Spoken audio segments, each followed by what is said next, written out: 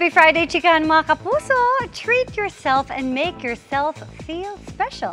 Yan ang biggest lesson na natutunan ni Alden Richards to keep himself sane sa kabila ng mga pinagdaanan niyang pagsubok. Beyond grateful din siya sa dami ng blessing sa kanyang buhay. May chika si Aubrey Carampel. Kung meron pang mas mababa sa rock bottom, I was there. Hindi naman siya clinically diagnosed, but that was depression at its finest. Sa nakaraang interview ni Alden Richards sa GMA Integrated News Interviews, nag-open siya tungkol sa mga pinagdaanang pagsubok noong nakaraang taon. Nang kumustahin namin siya, ibinahagi ni Alden na ibang-iba na raw ang sitwasyon niya ngayon. I have never been better. Right now, after recovering from that, actually, in our daily lives, hindi mo naman talaga sasabing naka-recover ka eh. I mean, in situations like that, hindi mo masabing, ay, okay na ako. Hindi siya ganun. Yes, and sabi nga ni Ancient One sa Doctor Strange film, you never really lose your demons. You just learn to live above them. And I'm above my demons right now. I know how to manage them.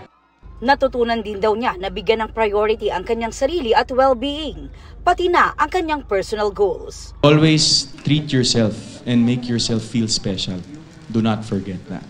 Bahagi rin ng self-love journey ni Alden ang pagiging aktibo gaya ng pagbibisikleta, pagtakbo at pag-workout na maaari rin daw makatulong sa ibang may mga pinagdaraanan.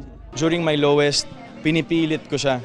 Even with the days na ayokong bumangon, pinipilit ko siya until such time na hinahanap na siya ng katawan ko. Right now, I'm more present.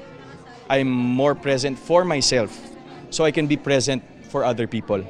Nakausap namin si Alden sa contract signing niya bilang endorser ng isang snack and food brand. Another big blessing din for Alden ang pagkakapili sa kanyang first directorial film na Out of Order sa Danang Asian Film Festival sa Vietnam. Umiyak ako niyan in secret when we got the news. They were very glad to know na ito yung very first directorial job ko. So it's a newbie director and they're a fan of that. Gustong-gusto nila yung new blood. And hopefully, sana, kahit papano, manalo tayo ng award. This weekend, biyaheng Amerika si Alden bilang paghahanda sa gagawing Hollywood film.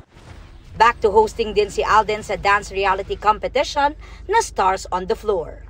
Mula sa contestants, bigating judges, hanggang sa production at creative team, very proud daw sa show si Alden na mapapanood na sa June 28.